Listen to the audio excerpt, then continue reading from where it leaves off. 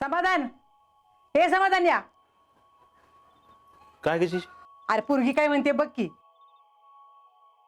काय ग शीतल? मामा अजिंक्य कुठे आहेत? काय माहित का? काय सांगून गेले होते का कधी येणार आहेत ते? अगं कुठे गेलाय कायच माहित नाही. मग कधी येणार कसं सांगायचं तुला? आपल्या घरात कुणी कुठं सांगून जायची पद्धत आहे का? का ग काय झालं? सांगते, पण मला सगळ्यांना एकत्र सांगायचं होतं म्हणून. मग एक काम कर की फोन कर की त्याला. आलास तो का? काय झालं? तुमच्या बायकोलाच माहित. मगापासून समदे येऊ द्या एवढंच म्हणती. सांग बाई आता काय ती. मला तुम्हाला सगळ्यांना एक आनंदाची बातमी सांगायची आहे. मी आता जेडीच्या मिस्टरांना भेटून आले. काय? होय, मी मामांना आणि अजिंक्यांना सांगूनच गेले होते. म्हणलं माझ्या परीनं बोलून बघते, जर पटलं तर काय हरकत आहे. आणि कुणाला तर बोलायला पाहिजेलच होतं की. अगं पण तुला कोणी शानपणा करायला सांगितलं होता? अगं तिनं मला विचारलं होतं. म्हटलं आपण बोलण्यापेक्षा तिनं बोललेलं चांगलं आहे ना. म्हटलं बोलून बघ मग त्यांच्याशी.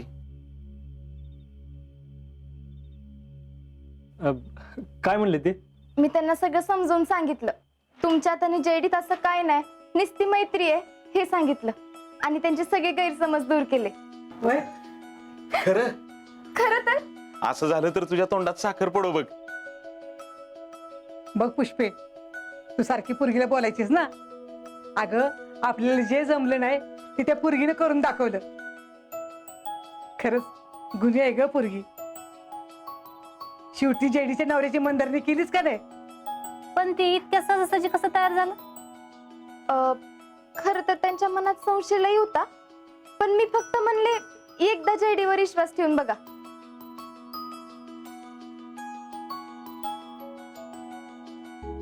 आता हीच गोष्ट तुम्ही सांगायच्या ऐवजी मी सांगते म्हणल्यावर थोडा फरक पडला आणि त्यांना पटलं.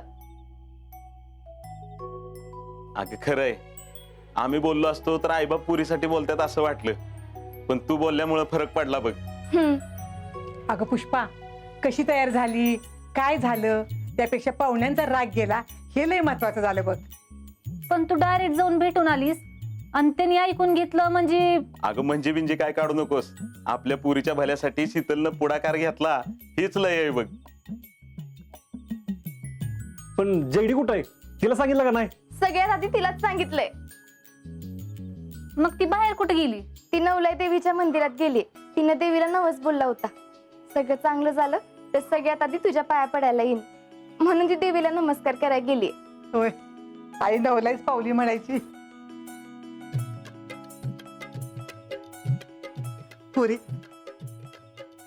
लय चांगलं केलंस बघ. आता ना आपल्या जेडीचं समज चांगलं होणार आहे. आपल्याला तिची कसलीच काळजी नाही आता.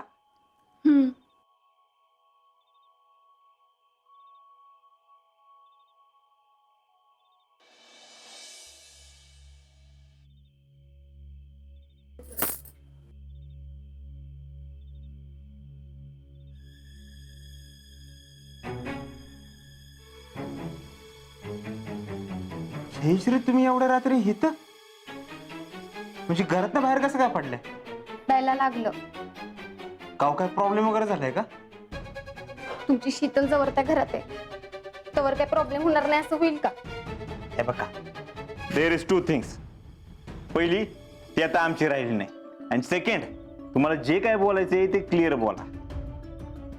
आता काय केलं तिनं? सगळ्या प्लॅनची वाट लावली तिनं. तुमचा एवढा जबरदस्त प्लॅन असताना कशी काय वाट लावली तिनं? ती माझ्या नवऱ्याला जाऊन भेटली. काय? आणि नुसती भेटलीच नाही तर सगळं समजावून बी सांगितलंय त्याला. काय समजावून सांगितले?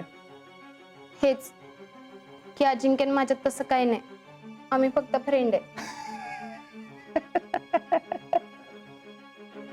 सॉरी.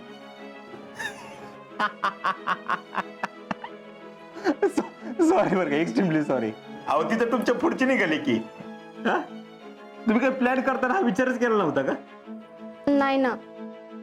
बरं, पुढं पुढं काय, तिनं सांगितल्यामुळे त्यांचा गैरसमज दूर झालाय. ते उद्या मला न्यायला येणार आहेत. VIP तुम्ही अजिबात जायचं नाही बरं का. ते उद्या मला न्यायला आले तर मी जाणार नाही असं कसं म्हणता येईल मला? घरचे गप्प बसतील वे. मग आता मला तुमची मदत लागणार आहे. वा VIP वा, शेवटी तुमच्या प्लॅन मध्ये आमची गरज लागलीच. वा, गरज लागलीच. तुम्ही मदत करणार हाय का नाही? अहो करणार की, पण जरा आनंद तर व्यक्त करू द्या. येस. आनंद नंतर व्यक्त करत बसा. तुम्ही इकडे आनंद व्यक्त करत बसाल आणि तिकडे सगळा बट्ट्याबोळ होईल. अहो काय बट्ट्याबोळ वगैरे होत नाही.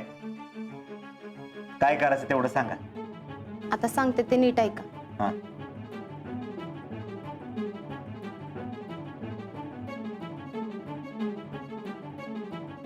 डन. जयश्री डन डना डन डन. उद्या सकाळी तुम्ही म्हणताय तसंच होणार. उद्या डनच करून टाकतो.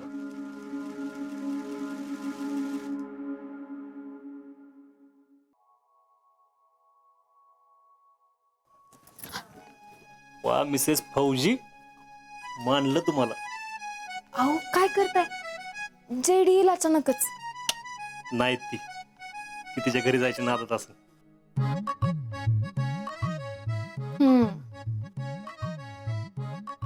मग मिसेस फौजी, कुठलं मेडल द्यायचं तुम्हाला? मेडल कसलं? तुम्ही एवढी मोठी कामगिरी पार पाडली. अहो जे घरात कोणाला जमलं नाही ते केलं की तुम्ही. एवढं बी काय अवघड नव्हतं. अच्छा, म्हणजे मॅडम साठी एवढं सोपं होतं व्हय संजयला जाऊन म्हणून?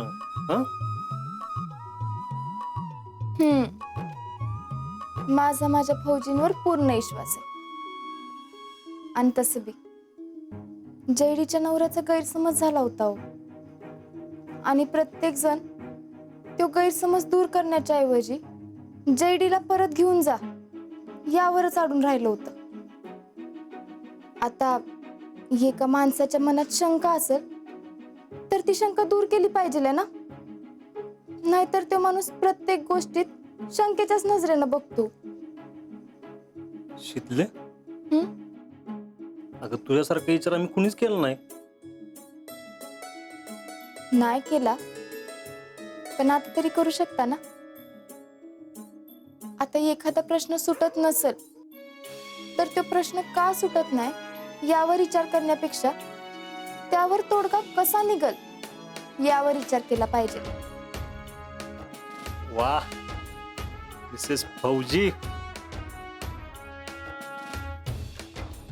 मी काय म्हणतो, तुम्ही पण चला की माझ्या बरोबर ऑर्डरवर.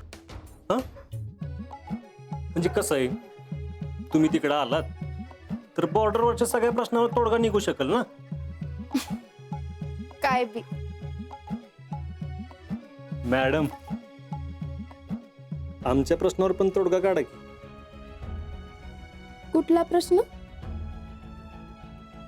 सगळेच प्रश्न सांगायचे नसते मिसेस फौजी. हो का?